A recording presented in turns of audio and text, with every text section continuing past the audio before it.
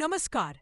एक बार फिर आप सबका स्वागत है कहानी के इस एपिसोड में। कुछ सफर ऐसे होते हैं जिन पर यकीन करना मुश्किल होता है। आज की कहानी ऐसे ही एक करिश्माई सफर की है, काबुल से दिल्ली तक। 21 सितंबर की सुबह काबुल के इंटरनेशनल एयरपोर्ट से कॉम एयरलाइंस की फ्लाइट RQB 4401 दिल्ली के इंदिरा गांधी इंटरनेशनल एयरपोर्ट के लिए उड़ान भरती है। कुल दूरी 694 मील, समय करीब 2 घंटे। फ्लाइट सुबह 7:56 बजे काबुल के समयानुसार उड़ती है। भारत और अफगानिस्तान के समय में 1 घंटे का फर्क है, मतलब भारत में उस वक्त 8:56 बजे थे। मौसम साफ था।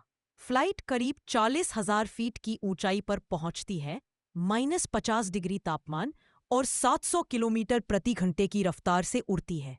1.5 घंटे बाद यह प्लेन तय समय से आधा घंटा पहले ही दिल्ली पहुंचता है। लेकिन असली कहानी लैंडिंग के बाद शुरू होती है। जैसे ही प्लेन टैक्सी बे पर पहुंचा, ग्राउंड स्टाफ लगेज और सीढ़ियां लगाने की तैयारी कर रहा था। तभी एक कर्मचारी की नजर प्लेन के पिछले पहिए के पास पड़ी। वह हैरान रह गया। वहां एक छोटा बच्चा खड़ा था। उसने खाकी रंग का कुर्ता पायजामा, काला कोट और चप्पल पहन रखी थी। प्लेन का दरवाजा अभी खुला भी नहीं था। तो ये बच्चा रनवे पर आया कैसे? ग्राउंड स्टाफ ने पास जाकर पूछा, तुम कौन हो, यहां कैसे आए? बच्चे ने शांत स्वर में कहा, मैं अफगानिस्तान से आया हूं, काबुल से। स्टाफ ने चौंक कर कहा, काबुल से? लेकिन ये तो प्लेन का बाहर का हिस्सा है।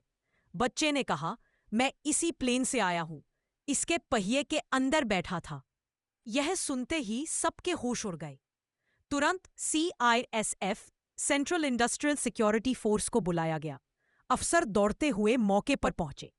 पहले डॉक्टर बुलाए गए, बच्चे की जांच की गई। सभी की आंखों में हैरानी थी।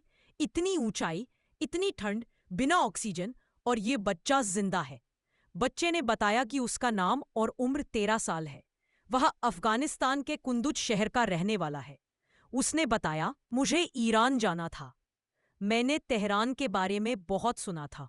घर वालों ने मना किया, लेकिन मैं निकल पड़ा। वह बिना बताए घर से निकल गया, उंदुज से काबुल पहुंचा और लोगों से पूछते पूछते एयरपोर्ट तक पहुंच गया। ना पासपोर्ट, ना टिकट, ना वीजा, फिर भी वो काबुल एयरपोर्ट के अंदर चला गया। रात को भटकते हुए उसने सुना कि एक फ्लाइट ईरान जा रही है। वो मुसाफिरों की भीड़ के साथ एयरपोर्ट के गेट तक पहुंचा, लेकिन चेकिंग देखकर समझ गया कि उसे अंदर नहीं जाने देंगे।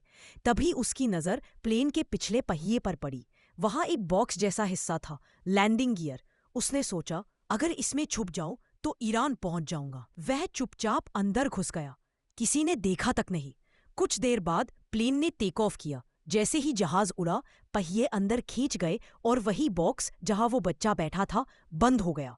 अब बाहर तापमान था -50 डिग्री सेल्सियस, किसी इंसान के खून को जमा देने के लिए काफी। ऊपर से ऑक्सीजन नहीं और इंजन का शोर कान फाड़ देने वाला। सिर्फ एक पतला कुर्ता, कोट और चप्पल पहने वो बच्चा 90 मिनट तक वही बैठा रहा। उसके पास सिर्फ एक छोटा लाल स्पीकर था, जिससे शायद वह गाने सुनता था। जब प्लेन दिल्ली पहुंचा और नीचे आया, तो उसी लैंडिंग गियर से वो बच्चा बाहर निकला। ग्राउंड स्टाफ ने जब उसे देखा तो सबके रोंगटे खड़े हो गए। इतनी ठंड, इतनी ऊंचाई, कोई भी इंसान जिंदा नहीं बच सकता था। लेकिन यह बच्चा बच गया था। ये एक करिश्मा था। CISS में उसे अपने ऑफिस ले जाकर पूछताछ की। फिर IB इंटेलिजेंस ब्यूरो को बुलाया गया। जांच में साफ हुआ, वह सच कह रहा था। उसका परिवार कुंदुज में मिला। उन्होंने पुष्टि की, हाँ, ये हमारा बेटा है। वो ईरान जाने की बात करता था और अचानक गायब हो गया था। उसके पास कोई दस्तावेज, हथियार या संदिग्ध सामान नहीं मिला, सिर्फ मासूमियत और बचपना। सब एजेंसियों ने मिलकर फैसला किया, इस बच्चे पर कोई केस दर्ज नहीं होगा। ना जेल, ना बाल सुधार गृह। उसे खाना खिलाया गया, कपड़े दिए गए, और शाम 4 बजे उसी काम एयरलाइंस की फ्लाइट से जिससे वह आया था, उसे काबुल वापस भेजा गया। काबुल पहुंचने पर वहां की अथॉरिटी ने उसे उसके परिवार के हवाले कर दिया। अगर बात करें US federal aviation administration FAA के आंकड़ों के मुताबिक 1947 से 2022 के बीच दुनिया में 131 लोगों ने इसी तरह विमान के पहिए के अंदर बैठकर सफर करने की कोशिश की, लेकिन उनमें से सिर्फ 23% लोग ही जिंदा बच पाए। बाकी 77% लोगों की मौत हो गई, ठंड, ऑक्सीजन की कमी और इंजन की गर्मी से। यह बच्चा उन कुछ लोगों में से एक है जो मौत को मात देकर जिंदा बच गया।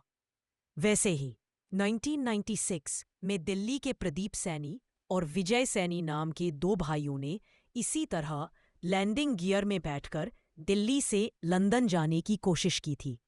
10 घंटे का सफर, 40,000 फीट ऊंचाई, -60 डिग्री तापमान। विजय की मौत हो गई, लेकिन प्रदीप जिंदा बच गया। आज वह ब्रिटेन में बस चुका है।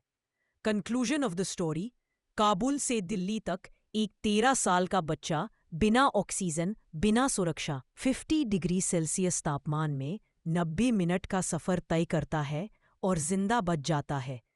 यह सिर्फ करिश्मा नहीं, बल्कि हिम्मत, किस्मत और मासूम सपनों की कहानी है। एक ऐसा सफर जिसने पूरी दुनिया को हैरान कर दिया।